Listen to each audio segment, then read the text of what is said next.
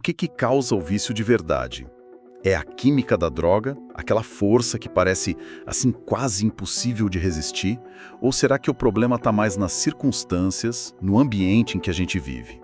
Hoje, a gente vai fundo numa questão que meio que virou de cabeça para baixo a forma como a ciência enxergava a dependência.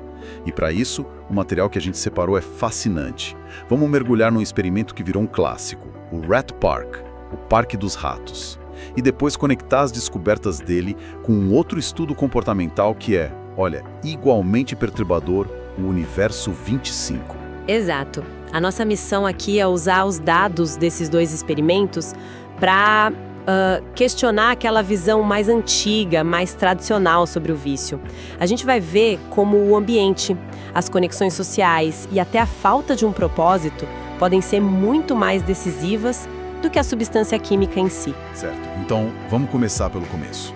Antes do Rat Park, existia uma ideia muito forte sobre o vício que um dos pesquisadores, o Bruce Alexander, chama de a velha narrativa. Que ideia era essa exatamente? Olha, era uma visão quase fatalista, sabe? A crença era que certas drogas, principalmente os opioides, tipo heroína, morfina, tinham um poder químico tão avassalador que, uma vez que você experimentasse, era quase certo que ficaria fisgado. A droga era a vilã da história. A grande vilã. Era vista como um agente externo, um demônio que sequestrava o seu livre-arbítrio. E essa ideia não surgiu do nada, né? Ela tinha uma base científica, ou pelo menos o que se achava que era uma base científica sólida na época. Tinha, com certeza. Ela foi cimentada por décadas de experimentos em laboratório. O modelo clássico era pegar um rato, colocá-lo sozinho numa gaiola minúscula. As famosas caixas de Skinner. Exatamente, as caixas de Skinner. E lá dentro ele tinha uma alavanca que, quando pressionada, administrava uma dose de morfina ou heroína. E o que acontecia com esses ratos? O que acontecia era assustador e, na época, parecia confirmar toda a teoria. Os ratos, completamente isolados, sem nada para fazer, apertavam a alavanca de forma compulsiva. Eles deixavam de comer e de beber água. Tudo pela droga. Muitos chegavam a ter overdose e morrer ali mesmo. Nossa! Então, para os cientistas, a conclusão parecia óbvia. A droga é irresistível. Olhando hoje, parece uma falha de lógica muito clara. Eles estavam testando os ratos numa condição de, sei lá, isolamento e estresse extremos. Ninguém pensou que talvez o ambiente fosse o problema, e não só a droga. É uma ótima pergunta. O que o autor, o Bruce Alexander, argumenta é que o paradigma da época estava totalmente focado na farmacologia. A pergunta era o que a droga faz com o cérebro. Ninguém perguntava o que leva um indivíduo a buscar a droga. Eles provaram, sem dúvida, que um animal em sofrimento busca alívio químico. O erro foi generalizar isso e dizer que qualquer animal, em qualquer condição, faria a mesma coisa. E essa velha narrativa não ficou só nos laboratórios, né? Ela teve um impacto gigante no mundo real, nas políticas públicas. Um impacto imenso. O material de análise aponta que essa ideia do viciado como alguém que perdeu o controle serviu como justificativa para guerras drogas em vários lugares. O foco virou punir o usuário e reprimir a substância, em vez de entender as causas por trás do vício. As fontes até citam exemplos específicos. Sim, citam o Canadá e os Estados Unidos, onde essas políticas foram usadas historicamente, segundo o autor, para oprimir grupos minoritários. Entendi. Então, nesse cenário todo, surge o Bruce Alexander e a equipe dele com uma ideia radicalmente diferente. Tipo, se o problema pode ser a gaiola, vamos construir o oposto de uma gaiola. Exatamente. Foi aí que nasceu, no final dos anos 70, o conceito do Rat Park. A genialidade do experimento estava toda no contraste. De um lado, eles mantiveram as gaiolas de laboratório padrão, pequenas, metálicas, frias, com um único rato dentro, o isolamento de sempre. E do outro lado, como era esse Parque dos Ratos? É uma verdadeira utopia para ratos. Um ambiente enorme, com quase 9 metros quadrados, o que dá umas 200 vezes a área de uma gaiola normal. As paredes eram pintadas com paisagens, tinha serragem macia no chão, rodas para correr, latas para eles explorarem, bolas para brincar. E o mais importante de tudo, eles não estavam sozinhos lá. Esse era o ponto-chave. O parque abelhava uma colônia mista com uns 16 a 20 ratos, machos e fêmeas. Eles podiam interagir, brincar, brigar, acasalar. Podiam ter uma vida social de rato, sabe? Normal e complexa. Ok, então temos os dois cenários montados, a prisão e o paraíso. Como é que eles mediram o vício na prática? A metodologia era bem direta. Em ambos os ambientes, os ratos tinham acesso a 2 bebedouros. Um tinha água pura, o outro uma solução de morfina com açúcar, para disfarçar o gosto amargo da droga, né, e torná-la mais atraente. A pergunta era simples, então. Simples. Quem vai beber mais da água com droga? Os ratos isolados ou os ratos felizes do parque? E os resultados do primeiro grande teste, com os ratos que nunca tinham usado a droga antes, já foram surpreendentes, para dizer o mínimo. Completamente. Foram na contramão de tudo.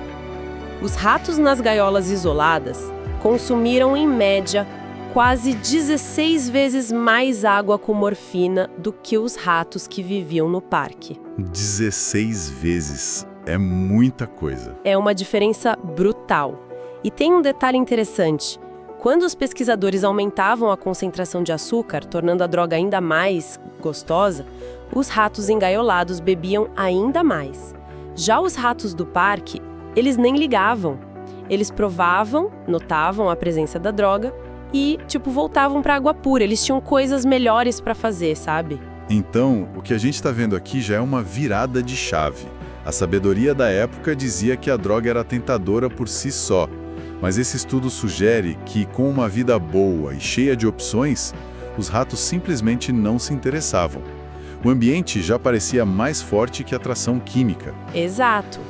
Mas o verdadeiro checkmate na velha narrativa veio no segundo experimento. Esse foi ainda mais ousado. O que eles fizeram nesse segundo? Eles pegaram um novo grupo de ratos, tanto do parque quanto das gaiolas, e forçaram todos eles a beber apenas a solução de morfina por 57 dias seguidos. Nossa! Ou seja, eles tornaram todos os ratos, sem exceção, fisicamente dependentes da droga. Uau! Então a grande questão era: o que acontece quando eles finalmente tiverem a escolha de novo, agora já sentindo os efeitos da crise de abstinência? Precisamente. Pela lógica da velha narrativa, a dependência física é uma força que não dá para resistir.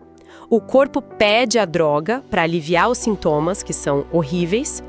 A expectativa era que todos os ratos, do parque ou da gaiola, fossem correndo para a morfina. Mas não foi bem isso que aconteceu, né? Não mesmo. Foi o contrário. Os ratos que voltaram para suas gaiolas isoladas se comportaram como esperado. Consumiram quantidades enormes de morfina. Mas os ratos que voltaram para o Hat Park, mesmo sofrendo com os calafrios, os tremores da abstinência, eles resistiram à droga. Eles preferiram a água pura. Eles preferiram água pura e passar pelo sofrimento da desintoxicação. Isso é impressionante, a gente está falando de dependência física, não é só psicológica. E mesmo assim, a qualidade de vida, a conexão social, a chance de brincar e acasalar, tudo isso foi mais forte do que a necessidade de aliviar o sofrimento físico da abstinência. A conclusão foi exatamente essa. Para os ratos, como uma vida plena, a abstinência era um inferno temporário que valia a pena atravessar. Para os ratos na gaiola, o inferno era a própria vida e a morfina era o único alívio possível. A gaiola se mostrou um fator muito mais poderoso na manutenção do vício do que a própria dependência química. Depois de um resultado tão bombástico, imagino que a equipe tenha tentado entender qual era o ingrediente secreto do parque. Era o espaço? Sim. Era a companhia? Os brinquedos, sim, e essa é uma parte fascinante da história, porque aí as coisas ficaram mais complexas. Eles tentaram isolar as variáveis. Por exemplo, pegaram um rato solitário e o colocaram numa gaiola maior. O resultado... Deixa eu adivinhar, não mudou nada. Nada. Ele continuou consumindo a mesma quantidade de morfina. Não era só o espaço. E se colocassem vários ratos juntos, mas numa gaiola pequena e apertada? Também não funcionou. O estresse da superlotação os levava a consumir a droga do mesmo jeito. Aparentemente, não havia um único ingrediente mágico. Era a combinação de tudo: espaço, estímulos e uma estrutura social saudável. Isso criava o efeito protetor do Hatch Park. E as fontes mencionam outro achado curioso, o tal efeito do deslocamento. O que foi isso? Eles notaram que ratos que eram trocados de ambiente no meio do experimento, tipo do parque para a gaiola ou da gaiola para o parque, tendiam a beber mais morfina do que os ratos que ficavam no mesmo lugar o tempo todo. Isso sugere que a instabilidade, o estresse da mudança e a dificuldade de adaptação por si sós já podiam ser um gatilho para buscar a droga. Ok, o estudo parece muito robusto, mas a ciência depende de replicação, né? E pelo que as fontes indicam, outros pesquisadores e até o próprio laboratório do Alexander, anos depois, tiveram dificuldade em obter exatamente os mesmos resultados. Isso não coloca a conclusão do estudo original em xeque? Essa é a pergunta de $1 milhão e um ponto crucial de todo o debate científico em torno do Hatch Park. E a resposta mais provável, apontada por um pesquisador que conduziu um desses estudos de replicação, é ao mesmo tempo sutil e frustrante. Os ratos mudaram. Como assim os ratos mudaram? A linhagem de ratos Wistar, que é o padrão de laboratório, fornecida pela mesma empresa, foi geneticamente alterada ao longo dos anos. Os ratos do experimento original, que eles chamam de Old Colony Wistars, eram mais, digamos, aventureiros. Os ratos dos experimentos posteriores, os New Colony Wistars, eram por natureza mais dóceis e menos propensos a consumir substâncias como álcool ou opioides. Espere um pouco. Uma mudança na linhagem dos ratos? Isso parece uma explicação um pouco conveniente. Quão crível é essa hipótese? É uma ótima pergunta e a comunidade científica se dividiu.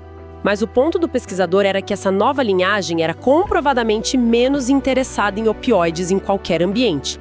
Então, nos novos testes, os ratos engaiolados já bebiam muito menos morfina do que os ratos engaiolados originais. Ah, entendi. Isso fez com que a diferença de consumo entre a gaiola e o parque diminuísse drasticamente. O efeito protetor do parque ainda estava lá, mas era muito menos pronunciado, porque o ponto de partida já era outro. E eles não conseguiram testar essa teoria para ter certeza. E aí vem a tragédia científica da história.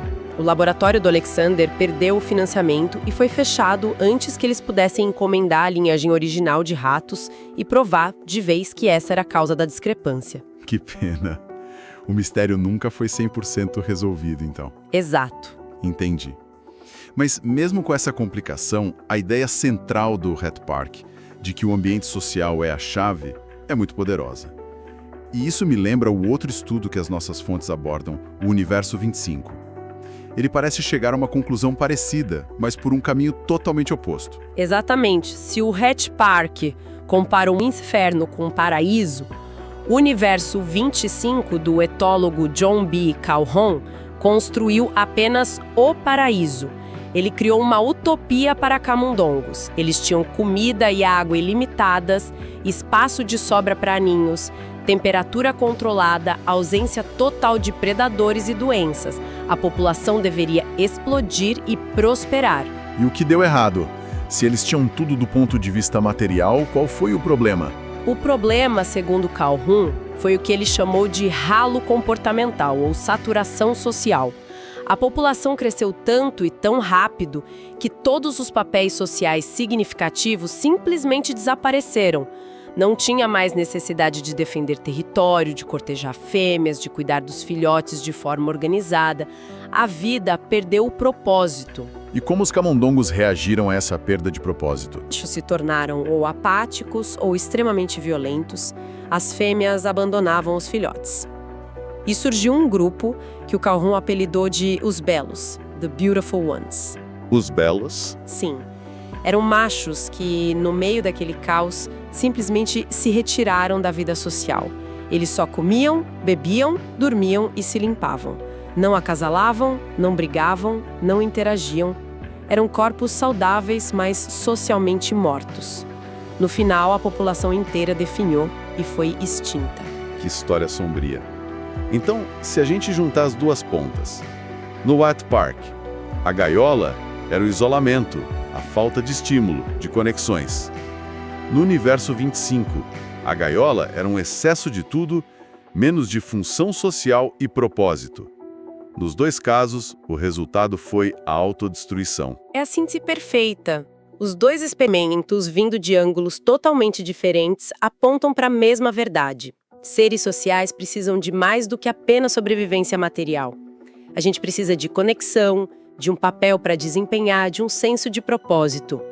A ausência disso é destrutiva. O vício no Hatpar não era sobre a droga, era sobre a falta de uma vida que valesse a pena ser vivida. E o colapso no universo 25 não foi por escassez, foi por uma abundância sem significado. Então, a grande ideia que a gente pode extrair daqui é que a dependência é muito mais complexa do que uma falha de caráter ou uma simples reação química.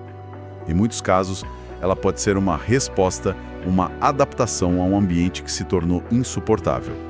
A gaiola é a grande metáfora. E essa gaiola hoje em dia pode ter muitas formas. Pode ser o isolamento literal, mas também pode ser um trauma de infância, a pobreza esmagadora, um trabalho sem sentido, a depressão ou a falta de conexões humanas reais num mundo que é hiperconectado só digitalmente. O que nos leva a uma reflexão final que as próprias fontes nos provocam a fazer. Exato. A conversa toda nos leva a uma pergunta, não é?